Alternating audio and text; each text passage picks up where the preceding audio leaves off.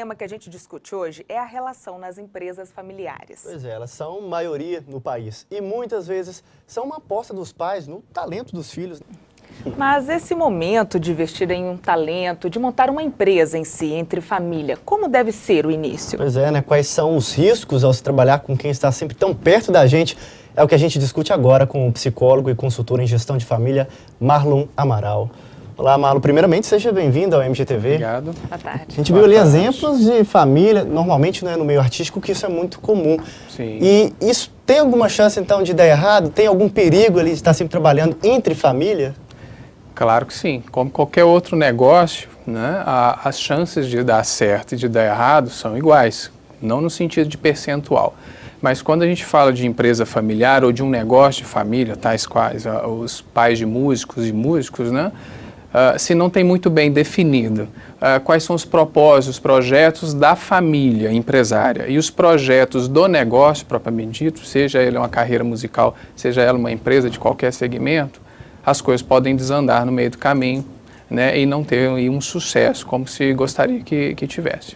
A gente viu na reportagem que uma das vantagens, né, é a confiança. Sim. Quais seriam as outras? Além da confiança, seria exatamente a oportunidade de estar conversando sempre as coisas que a família quer e como as pessoas que estão envolvidas no negócio são as mesmas pessoas da família, o tempo para estar junto, né, define que as coisas prioritárias da família sejam levadas em consideração e tentando conciliar as coisas que são prioridade do negócio. Isso é uma das vantagens maiores, além da confiança. Agora, para além disso, também a concentração da renda. Ou seja, isso fortalece, claro, o negócio familiar e a renda ficando na família, os gastos realmente eles são controlados mais facilmente e ali podendo ainda mais prosperar. E desvantagem tem? Claro. Da mesma forma que a confiança, ela é um fator, o excesso de confiança também pode ser um fator negativo. Quando a gente respeita ou quando a gente conhece demais, acaba apontando os defeitos mais facilmente para outra pessoa. Então isso gera a desmotivação ou desgaste relacional em algum determinado assunto que o negócio está exigindo, né? Pelo fato de eu conhecer, eu realmente consigo atingir os pontos fracos mais facilmente. Falando aí de uma empresa familiar, até em outros setores também, a gente vê que é uma situação muito comum. Às vezes o irmão vai lá e faz um saque, porque eu preciso comprar pão. Uma coisa da família faz dentro da empresa. Aí vem um irmão também, vai lá e faz outro saque, porque eu preciso sair hoje. Mistura muito essa questão, né, do dinheiro, às vezes, dos pais para os filhos com o dinheiro que é realmente da empresa, né, o caixa da empresa.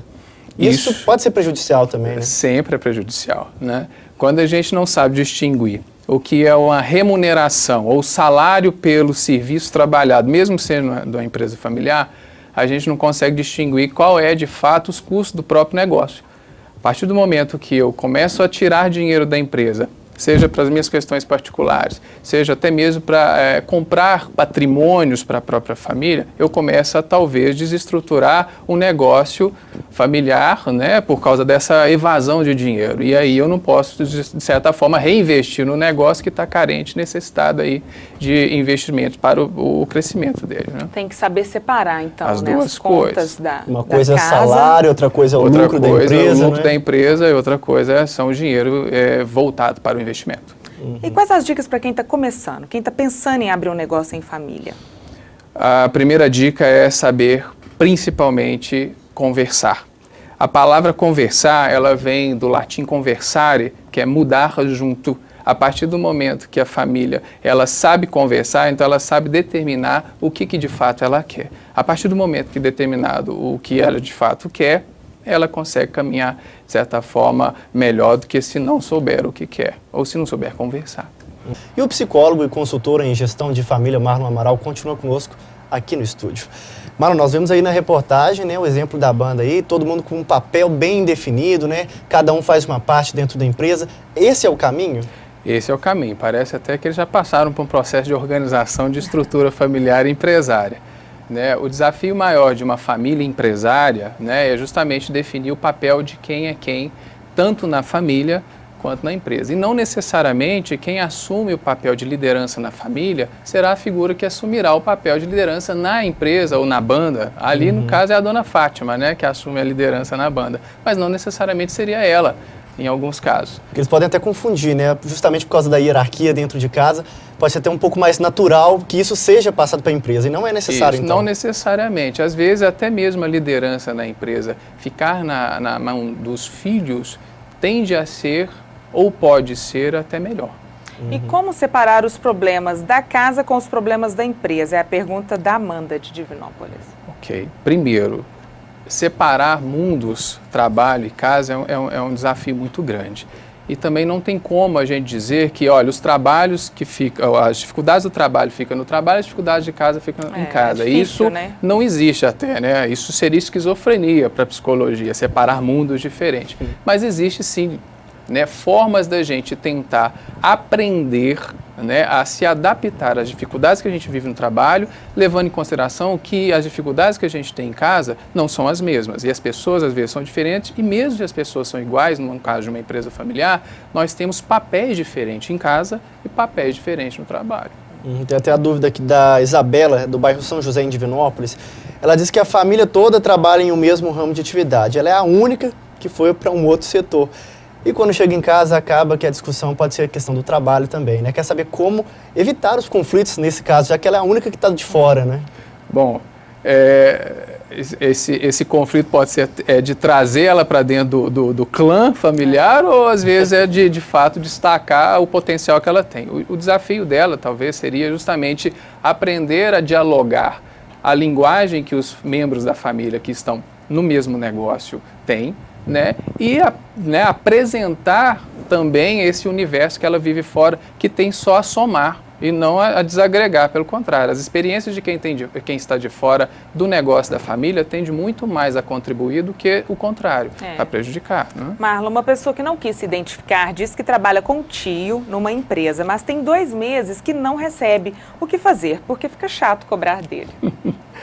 Bom, essa situação é difícil mesmo. Mas o importante é que esse funcionário entenda que, por mais que ele seja sobrinho, ele é funcionário. Então, na condição de funcionário, como outro qualquer, ele tem todo o direito de chegar ao tio, que é o patrão e não tio, e dialogar com ele sobre as questões salariais. Agora, seria muito importante esse tio também entender que mesmo sendo uma figura da família, ele também é um prestador de serviço que está ali colaborando com o desenvolvimento da empresa.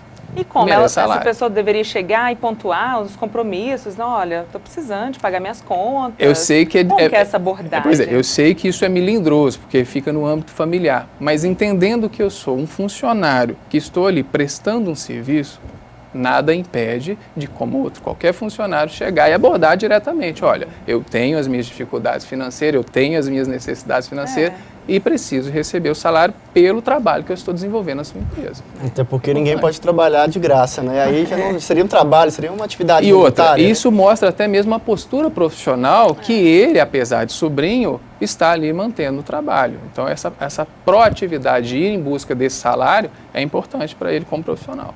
Marlon, só para a gente encerrar aqui, e quando a gente passa a levar o problema familiar para dentro do ambiente empresarial? O que a gente pode fazer para evitar isso? Eu gosto de dizer, e até fonte de pesquisas minhas, acadêmicas e tudo, é que a desorganização de um negócio, ele é reflexo da desorganização da família empresária.